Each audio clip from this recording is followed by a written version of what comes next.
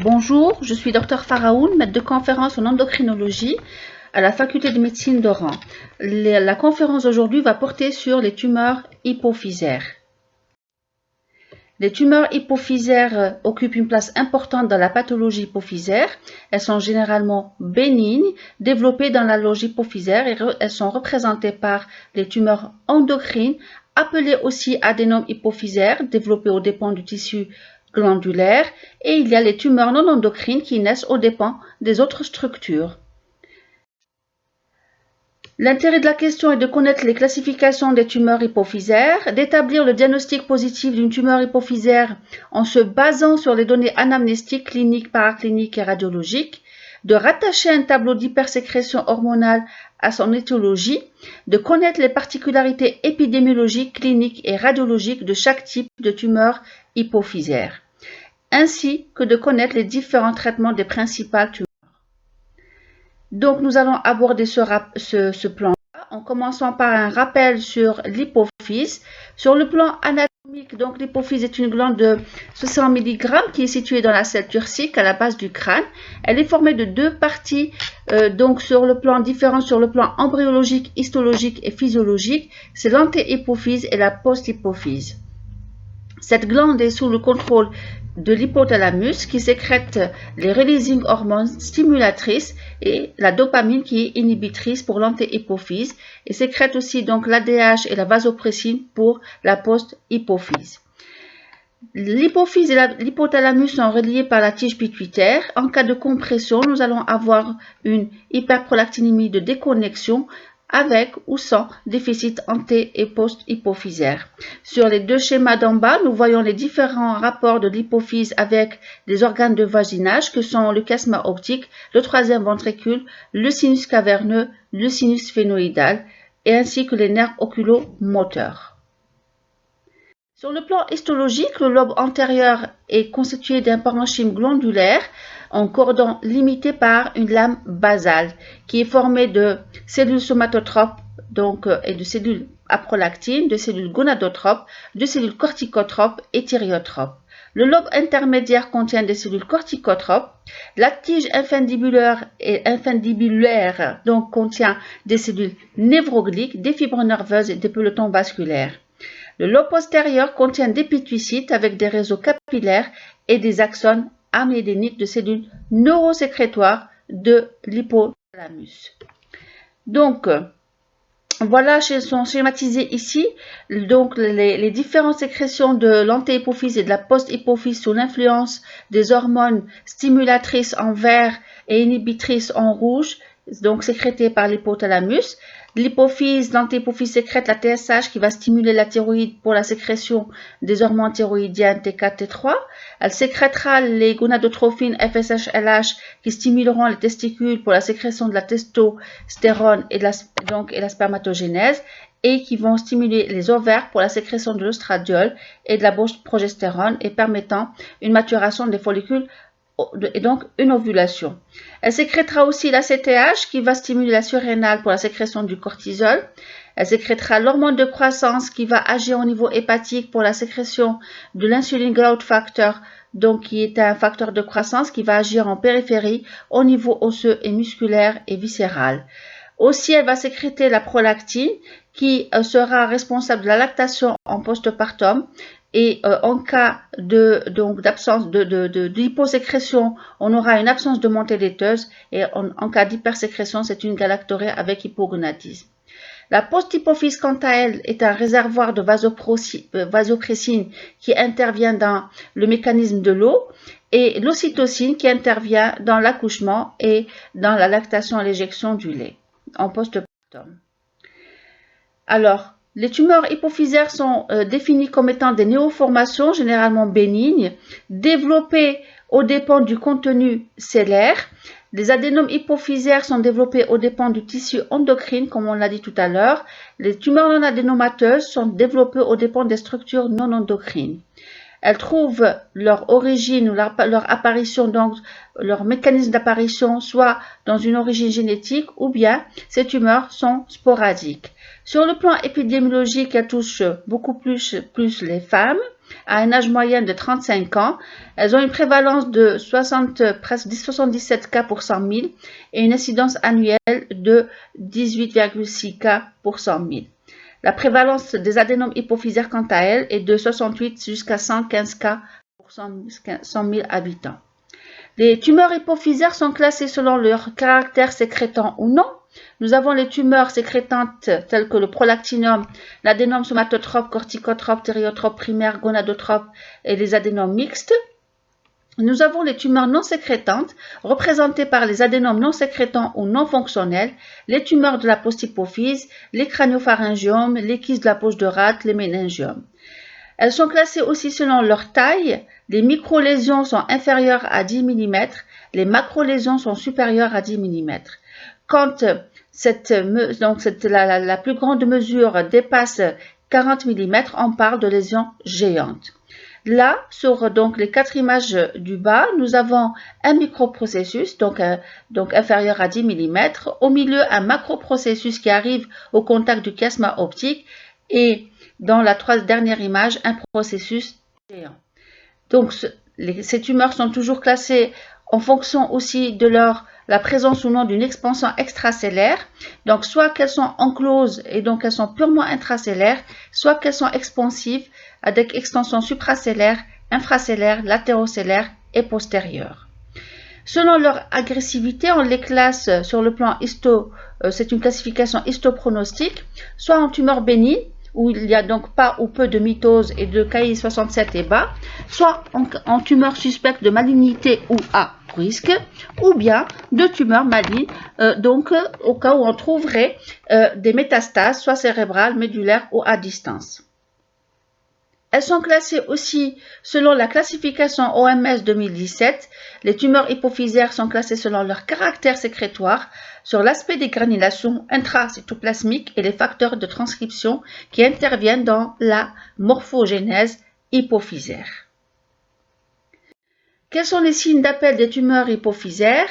Nous avons les tumeurs sont suspectées cliniquement devant un ou plusieurs de ces syndromes, soit un syndrome algique, donc dû à une distension de la loge cellaire à l'origine de céphalées rétro-orbitaires, soit un syndrome d'hypersécrétion hormonale, soit un syndrome compressif, donc on retrouvera un déficit hormonal antéhypophysaire ou bien associé ou non à un déficit posthypophysaire, des anomalies ophtalmologiques, une hypertension intracrânienne et des troubles neurologiques et ou psychiatriques.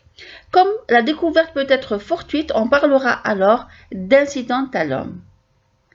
Sur le plan clinique, nous allons retrouver soit des signes d'hyperfonctionnement atype, d'insuffisance de galactorée, d'insuffisance gonadique en cas par exemple d'hyperprolactinémie.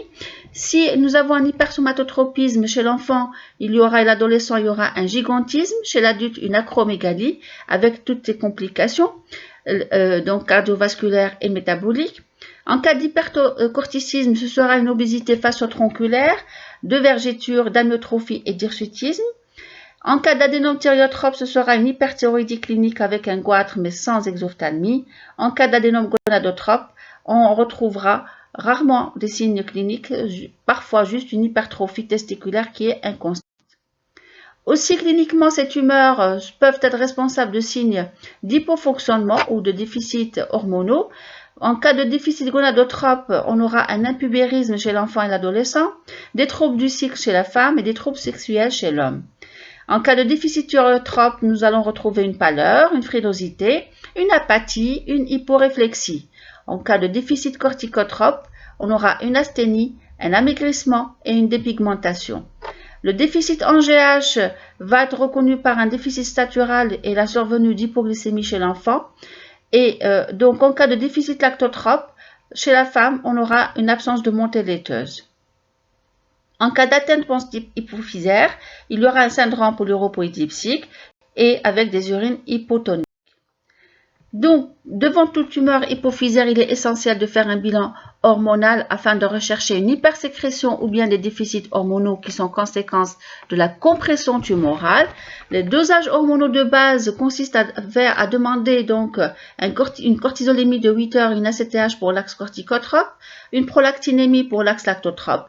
une TSH avec FT4 pour l'axe stéréotrope, la LH, la FSH, la testostérone ou le stradiol en fonction du sexe pour l'axe gonadotrope.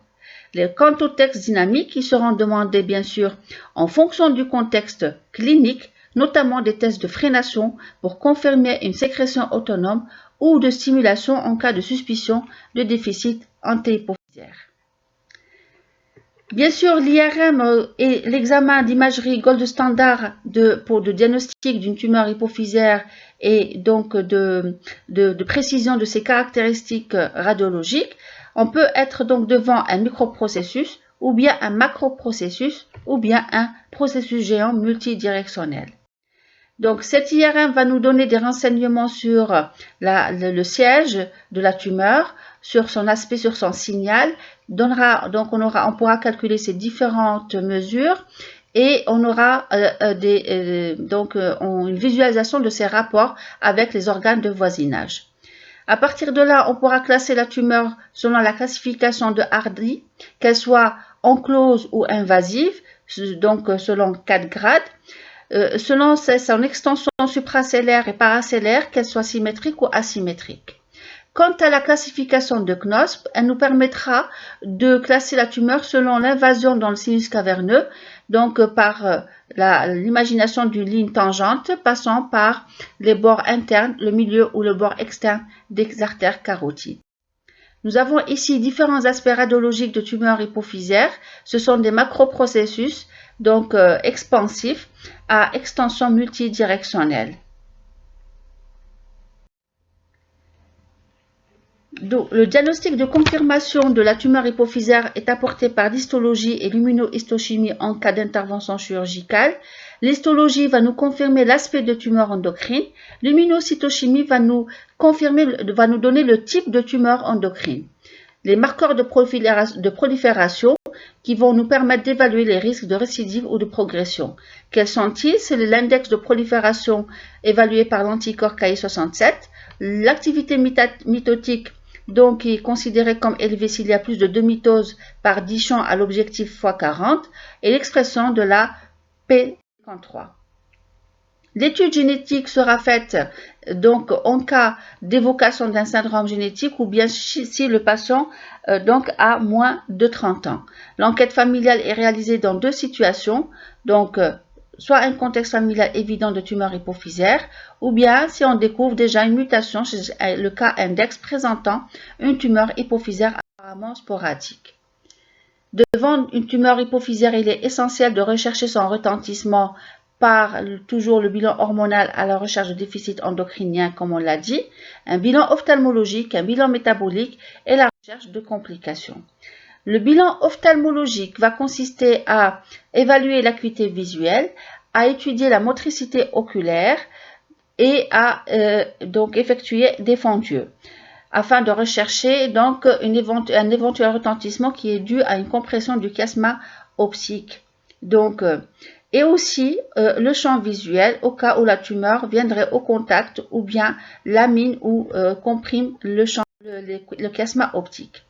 Donc, en cas de microlésion, il n'y a aucun retentissement ophtalmologique. Par contre, en cas de macrolésion, le retentissement sera en fonction de la compression ou non du chiasma.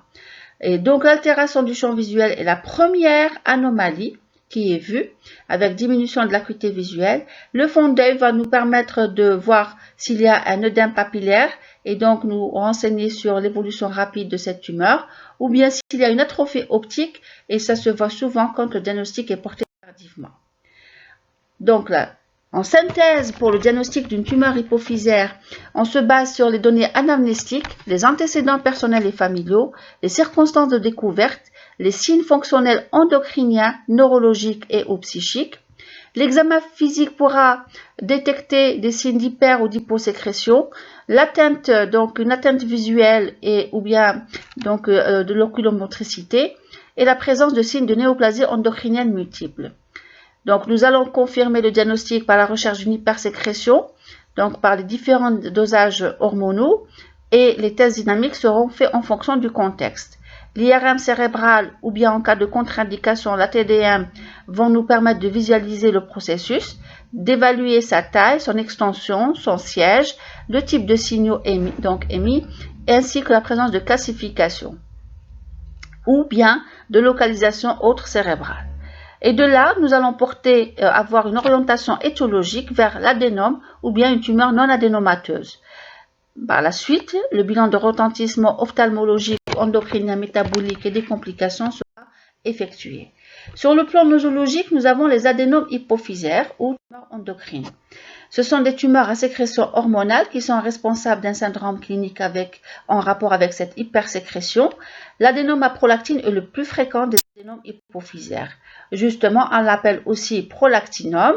C'est une néoformation qui est développée aux dépens des cellules lactotrophes de l'antéhypophyse.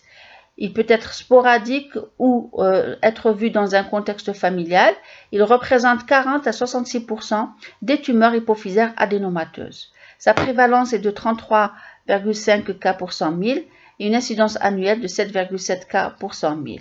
Il touche beaucoup plus la femme que l'homme et chez les hommes, donc la forme est plus grave et plus résistante au traitement médicamenteux. Cliniquement, nous allons avoir surtout des signes d'hypogonadisme. Chez la femme, il y aura des troubles du cycle importants qui vont être de degrés variables. Il peut s'agir de cycles anovulatoires responsables d'une infertilité jusqu'à l'apparition d'une aménorrhée qui sera associée à une galactorrhée, une dyspareunie. Chez l'homme, on aura une baisse de la libido, une dysfonction érectile et une impuissance. Aussi bien dans les deux sexes, nous allons avoir une ostéoporose, des céphalées, des troubles visuels si la tumeur est importante dans son volume, une prise de poids et donc là, il faudra évaluer aussi donc sur le plan biologique le taux de prolactine plasmatique qui sera élevé. Il faut savoir que les symptômes cliniques sont en fonction du taux de prolactine, mais aussi ce taux de prolactine va nous renseigner sur la taille de la tumeur parce que le taux de prolactine est proportionnel à la taille de la tumeur. Et là, nous voyons sur ce tableau les différents taux de prolactine et leur concordance par rapport au volume de la tumeur, soit donc un microadénome ou bien un macroadénome et la certitude qu'on soit devant un adénome à prolactine ou bien devant un adénome avec donc une connexion. Le deuxième adénome en fréquence, c'est l'adénome somatotrope qui est responsable d'un syndrome dysmorphique acromégaloïde acquis ou bien un acromégalogigantisme avec viscéromégalie. Nous voyons ici sur cette image les différents changements qui vont être remarqués au niveau du visage et des extrémités en comparant la main du patient à la main du soignant. Les manifestations observées varient selon l'âge d'apparition de la maladie. Avant la puberté, on va avoir un gigantisme. Après la puberté, ce sera une croissance exagérée du visage et des extrémités. Les manifestations liées à l'excès d'hormones de croissance sont une augmentation du volume du visage et des extrémités, un élargissement des mains et des pieds, un épaississement du crâne. Parfois, il devient difficile d'enlever les bagues et la pointure des chaussures qui augmentent. Et ces changements ne sont visibles qu'en comparant avec d'anciennes photos, comme on le voit ici pour ces 4 photos de cette dame, la différence entre donc le début des signes et le diagnostic. Le diagnostic biologique est donc basé sur le dosage de l'hormone de croissance et de l'IGF-1 qui seront élevés et le test donc d'hyperglycémie provoquée par voie orale. Au cas où le nadir de l'AGH est supérieur à 1 nanogramme par millilitre, nous sommes dans le cadre d'un hypersomatotropisme ou bien qu'on appelle aussi acromégalie. Il est essentiel de rechercher les complications de cette acromégalie. Elles peuvent être de type cardiovasculaire, donc cérébrale, ostéo-articulaire, métabolique ou respiratoire. Troisième adénome en fréquence, c'est l'adénome corticotrope ou bien maladie de Cushing qui est à l'origine d'un signe d'hypercorticisme métabolique qui vont avoir un retentissement périphérique au niveau de la colonne vertébrale, au niveau donc cérébral, émotionnel et psychologique, au niveau métabolique, pondéral et cardiovasculaire aussi. Cliniquement, il y aura une obésité facio-tronculaire comme on le voit sur ces images, avec un faciès lunaire, une adiposité au niveau du haut du dos et un comblement du creux susclaviculaire. Il y aura des signes d'hypercatabolisme à type de vergeture pourpre, d'une amyotrophie avec faiblesse musculaire, avec fragilité des téguments et l'apparition d'échymoses et de plaie facilement. Nous retrouverons des complications type d'hypertension associées ou non à une hypocalémie, un diabète sucré ou bien une intolérance au glucose, des infections à répétition, des troubles du cycle, une ostéoporose et des troubles psychiques. Le diagnostic de l'hypercorticisme se base sur la demande de cortisol libre urinaire de 24 heures, le cortisol salivaire de minuit, le cortisol plasmatique de minuit si on peut le faire, et le test de freinage minute à 1 mg d'hexaméthasone. Donc, si ces éléments-là sont perturbés, on va faire un freinage standard à la dexaméthasone à 2 mg par jour qui va nous confirmer l'hypercorticisme. De là, on demandera une ACTH qui va nous renseigner sur le siège de la tumeur, que ce soit central ou bien en périphérie. Au cas où l'ACTH est élevé, nous sommes dans le cadre d'un hypercorticisme ACTH dépendant. Donc, pour faire la différence par rapport à l'hypercorticisme ACTH dépendant qui est dû à parfois des tumeurs thoraco-abdominopelviennes par exemple qui sécrètent de l'ACTH, nous allons faire suivre cet algorithme. Donc pour l'hypercorticisme d'origine hypophysaire, à l'IRM on retrouvera un adénome, le freinage fort à la dexa à 8 mg est positif, le test à la CRH est positif, parfois on fera un cathétérisme de sinus pétreux dans certains centres qui en sont dotés, donc pour vérifier, pour confirmer la sécrétion d'ACTH au niveau hypophysaire et donc situer le siège exact. Les adénomes gonadotropes, ce sont des adénomes ALS et FSH, donc ils sont caractérisés par une hypertrophie testiculaire qui est inconstante chez l'homme et rien ne peut le permettre de les distinguer de l'adénome non fonctionnel. Cliniquement, ils peuvent être reconnus ou bien retrouvés à partir d'un syndrome tumoral crânien à type de céphalée ou de troubles visuels. Sur le plan biologique, faute de dosage de la suscité alpha, l'élévation de la FSH ou de la LH permet de les suspecter. Et bien sûr, la certitude est apportée par l'immunohistochimie qui est positive aux anticorps anti-FSH et LH et parfois de la suscité alpha. L'adénome thyriotrope primaire ou bien adénome ATSH est un sous-type d'adénome hypophysaire qui est le plus rare. Il est responsable d'une hyperthyroïdie secondaire avec une perte de poids, nervosité, tremblement, palpitations et sel diarrhéique. Nous retrouverons un goitre diffus sans exothermie, la TSH est élevée et les hormones thyroïdiennes FT4 et FT3 sont élevées. La présence de la lésion hypophysaire à l'imagerie va nous faire évoquer l'adénome thyriotrope primaire et qui va être confirmé par l'immunohistochimie après cure chirurgicale. Les adénomes mixtes sont évoqués devant des signes d'une double sécrétion hypophysaire, par exemple un syndrome dysmorphique acromégaloïde, plus des signes d'hyperthyroïdie ou d'hypercorticisme. On peut avoir une élévation consistante de deux hormones, exemple prolactine et hormone de croissance, prolactine et TSH, prolactine et ACTH. Ou bien ils seront suspectés devant par exemple une réponse favorable et rapide au traitement médical, un adénome somatotrope qui répond bien aux agonistes dopaminergiques nous fera suspecter une hypersécrétion aussi de prolactine, donc en même temps. La certitude est apportée par la positivité en immunohistochimie d'un double immunomarquage, par exemple une positivité aux anticorps anti-PRL, anti-hormones de croissance, anti-prolactine et anti-ACTH, anti-hormones de croissance et anti-TSH. Après les tumeurs fonctionnelles, nous avons les tumeurs non fonctionnelles qui sont cliniquement inactives. Elles représentent un groupe hétérogène qui est formé de tumeurs soit qui sécrètent des quantités d'hormones minimes insuffisantes pour aboutir à une endocrinopathie, ou bien produisent des substances ou des fractions d'hormones anormales dépourvues d'activité, ou bien de tumeurs qui n'ont aucune sécrétion. Ils sont découverts à l'occasion soit d'un syndrome tumoral, soit de manière fortuite.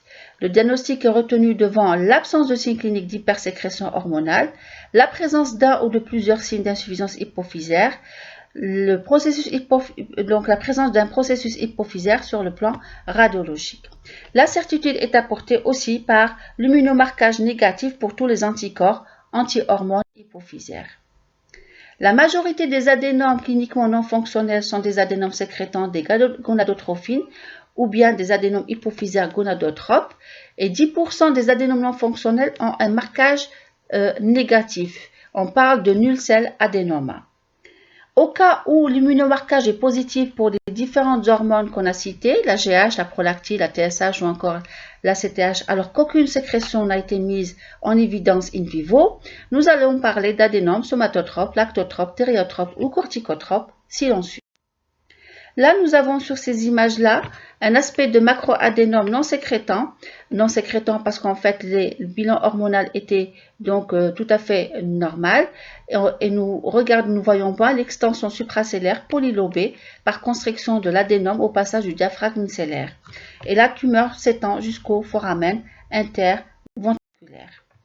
Les carcinomes hypophysaires sont très rares. Ils peuvent être à prolactine, peuvent être des carcinomes à prolactine, à ACTH ou non sécrétants. Ils sont caractérisés, et on parle de carcinome en cas de présence de métastases, parfois cérébrales, médulaires ou systémiques. Et bien sûr, dans ce cadre-là, le pronostic est très réservé. Après les tumeurs de l'antéhypophyse, nous avons les tumeurs de la posthypophyse. Ce sont les pituicytomes qui se développent à partir des cellules gliales spécialisées de la posthypophyse. Elles sont très rares. Le diabète insipide central peut être la seule manifestation révélatrice, parfois avec insuffisance antéhypophysaire ou des signes ophtalmologiques qui le révèlent. Sur le plan biologique, il n'y a aucune spécificité. Sur le plan radiologique, les premières anomalies sont la disparition du signal spontané de la posthypophyse. Ultérieurement, donc, on peut noter soit une lésion isodense de la posthypophyse se rehaussant après contraste, ou bien un aspect de grosse tumeur qui occupe toute la loge cellaire et qui est difficile à différencier des processus antéhypophysaires. Devant toute tumeur hypophysaire, il est important de rechercher s'il y a une autre atteinte glandulaire ou bien si on est dans le cadre d'une association syndromique. Par exemple, dans la néoplasie endocrinienne multiple de type 1, en plus de la tumeur hypophysaire, nous pouvons avoir une hyperparathyroïdie primaire par hyperplasie ou adénome multiple, ou bien des tumeurs endocrines duodénales et ou pancréatiques, qui peuvent être fonctionnelles ou non fonctionnelles. Des tumeurs endocrines de la cortico-surrénale aussi, fonctionnelles ou non. Des tumeurs endocrines thymiques et ou bronchiques. Un apparenté ou bien quand il y a la présence d'un apparenté au premier degré qui est atteint d'au moins une des lésions précédentes. Après les tumeurs endocrines, donc développées aux dépens du tissu glandulaire, nous allons parler de tumeurs non endocrines ou bien non adénomateuses et qui représentent aussi qui pose le diagnostic différentiel, le souci du diagnostic différentiel des adénomes hypophysaires. La tumeur non adénomateuse la plus fréquente, c'est le crânio-pharyngiome, qui est la plus fréquente, la tumeur cérébrale la plus fréquente de l'enfant, mais qu'on peut aussi voir à l'âge adulte, d'autant qu'il y a une distribution bimodale. On la voit entre l'âge de 5-14 ans et entre 65 et 74 ans. Donc, cette tumeur va s'exprimer surtout par un syndrome tumoral, notamment visuel, et ou la présence d'une hydrocéphalie avec HIC. Il y aura un retard statural, un impubérisme, une obésité de type hypothalamique, un diabète insipide. Donc, sur le plan biologique, on peut avoir une double atteinte anté- et post-hypophysaire. Et lié à la TDM, on peut avoir des calcifications. Et à l'IRM, nous allons voir donc une triple ou double composante, décalcification du tissu solide et du tissu kystique. La tumeur peut être intracellaire comme elle peut être intra- et supracellaire et c'est l'aspect formé de ces trois composantes charnues, kystiques et calciques qui la font évoquer. La certitude est apportée par l'histologie. Là, nous avons un aspect de crânio-pharyngiome chez une enfant de 2 ans qu'on a à suivre. Là, il s'agit d'un crânio-pharyngiome donc intracellaire et qui pose vraiment le diagnostic différentiel avec un adénome hypophysaire. Les kystes de la poche de Rathke, on voit différents aspects dans ces différentes images. Donc, ce sont les kystes les plus fréquents, atteignant beaucoup plus les hommes que les femmes. Ils sont découverts de façon fortuite. Ils ont rarement des symptômes. leur morphologie et sur le plan morphologique, ils sont purement intracellaires et centrés, mais ils peuvent être expansifs, donc avec une extension supracellaire progressive, comme on le revoit sur la troisième image de droite. Et le signal est peut-être de type liquidien ou de contenu séreux qui n'est pas rehaussé, hormis une couronne périphérique. La dernière image où on a une coupe axiale, on voit bien que c'est une lésion qui est centrée, située entre l'antéhypophyse et la post-hypophyse. Les kystes arachnoïdiens donc représentent 1% des tumeurs intracrâniennes. Cliniquement, ils sont découverts dans l'enfance ou vers la vingtaine. Et sur le plan morphologique, ils peuvent être intra- ou supracellaires. Leur signal à l'IRM est identique à celui du liquide céphalorachidien, avec absence de rehaussement ou de calcification. Les méningiomes représentent 10 à 15%, plutôt 10 à 15% des méningiomes sont cellaires. On les voit bien, on en voit un sur l'image du haut. Donc, ils ont une croissance lente. Leur symptomatologie est constituée surtout d'un effet des signes qui sont dus à l'effet de masse. Leur fréquence augmente avec l'âge et ils sont plus fréquents chez la jante féminine. Donc, on peut retrouver des méningiomes, donc du gigome sphénoïdal ou bien du tubercule de la selle qui entoure le chiasma optique. Parfois, 20% sont calcifiés, posant le problème du diagnostic différentiel avec le crânio-pharyngiome. Là, nous avons l'aspect d'un méningiome intracellaire qui fait aussi évoquer un processus adénomateux hypophysaire, mais c'est l'intensité de la prise de contraste qui va nous faire opter beaucoup plus vers le méningiome que vers l'adénome. Les méningiomes du sinus caverneux peuvent avoir une extension intracellaire et là aussi, est-ce qu'il s'agit d'un adénome hypophysaire à extension intracaverneuse ou bien d'un méningiome du sinus caverneux à extension intracellaire? Et c'est aussi le signal qui va donc nous renseigner. Les métastases hypophysaires se voient en général chez les sujets de plus de 50 ans. Donc le cancer primitif peut être mammaire, pulmonaire ou bien il peut s'agir d'un lymphome. Comme ce sont des lésions qui peuvent être associées à d'autres lésions ailleurs, d'autres métastases, et la vitesse de croissance est assez rapide. Parfois, nous allons avoir même une destruction du sphénoïde qu'on voit surtout au scanner. Le mode de révélation est le plus souvent un syndrome polyuropodipsique en rapport avec un diabète insipide. Le cordome, qui est une tumeur centrée sur les sphénoïdes, on a ici des images montrant ce cordome qui est à extension intracellaire et donc aussi qui pose le problème diagnostic différentiel. Les anévrismes carotidiens, il faut y penser devant ce type d'image. Donc, ils ont un hyposignal intense en T2, comme on le voit sur la troisième image à partir de la gauche. Et l'intérêt ici de l'angiographie par résonance magnétique qui vont nous les spécifier, comme on le voit sur la dernière image. Ces anévrismes peuvent être partiellement thrombosés, comme on le voit ici. Donc, c'est un anévrisme au niveau de la loge caverneuse gauche. L'hypertrophie bénigne de l'hypophyse peut se voir, donc qui peut faire penser à un adénome hypophysaire. Elle est souvent rencontrée chez la femme jeune et le bilan endocrinien hypophysaire est tout à fait normal. L'adénohypophysite lymphocytaire à l'IRM, elle est caractérisée par un aspect qui simule un adénome, mais le plus souvent, la selle est de volume normal, le rehaussement est intense et cette hypertrophie peut s'étendre à la post-hypophyse et le long de la tige. La tige va être épaisse ou bien épaissie. L'origine auto-immune est le plus souvent suspectée dans ce cadre-là. Et c'est une atteinte beaucoup plus féminine aussi. Et elle se voit en fin de grossesse ou bien dans le post-partum. Quel est le traitement de ce type de tumeur, les tumeurs hypophysaires? Il faut s'agir que c'est un traitement qui est basé sur prise en charge multidisciplinaire.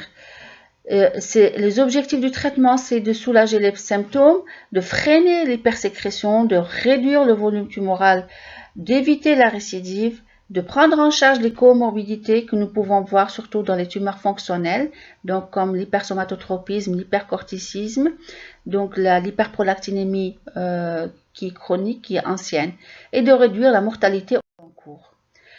La chirurgie hypophysaire est un traitement commun à toutes les tumeurs, mais elle n'est pas indiquée dans tous les cas.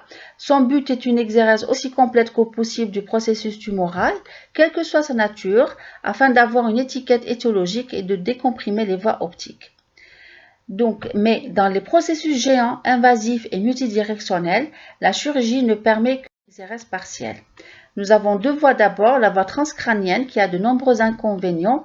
Elle ne sera indiquée que dans les macrolésions géantes, dont les extensions extracellaires sont inaccessibles par la deuxième voie qui est la voie endoscopique transphénoïdale et endonasale et qui est idéale pour les tumeurs intracellaires ou avec expansion supracellaire, peu importante. Et c'est celle-là qu'on utilise pour tout, donc chez tous nos patients que nous opérons donc dans les différents centres de neurochirurgie. Le traitement commun à tous les tumeurs, mais qui n'est pas aussi, je le répète, n'est pas indiqué dans tous les cas, c'est la radiothérapie. Elle est indiquée en cas de contre-indication chirurgicale, de récidive tumorale, et en cas d'intolérance et de résistance aux traitements médicamenteux. Son effet est long et il y aura l'apparition d'un panhypopituitarisme à moyen ou à long terme. Les inhibiteurs pharmacologiques, nous avons les agonistes dopaminergiques. Ils sont utilisés en première intention dans les adénomes à prolactine, sur lesquels ils ont un effet inhibiteur et tumoricide. Ils sont indiqués aussi dans certains adénomes somatotropes et corticotropes. Les analogues de la somatostatine sont utilisés comme complément thérapeutique dans les adénomes somatotropes et les adénomes thyréotropes. Le pegvisomant bloque le récepteur de l'AGH et normalise les GF1. Il est indiqué en cas d'acromégalie évolutive. Les inhibiteurs pharmacologiques, c'est des médicaments à visée surrénalienne. Les inhibiteurs de la stéroïdogénèse, ils sont indiqués dans l'hypercorticisme. Donc nous avons les inhibiteurs de la stéroïdogénèse, et les médicaments adrénolytiques et les traitements à visée périphérique ciblant les récepteurs des glucocorticoïdes. La chimiothérapie est indiquée dans certains adénomes, c'est le temozolomide, donc qui est un agent cytotoxique alkylant qui est dérivé de l'imidazotétracine, qui est indiqué dans certains adénomes agressifs, récidivants, rebelles à tout traitement et dans les carcinomes hypophysaires. La chimiothérapie est aussi indiquée dans le crânio-pharyngéome et certains méningiomes.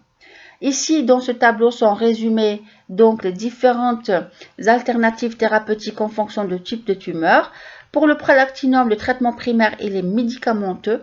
Donc, en secondairement, en cas de résistance ou d'échec, ce sera un traitement chirurgical et par la suite, donc, ce sera une radiothérapie ou bien le T-modal.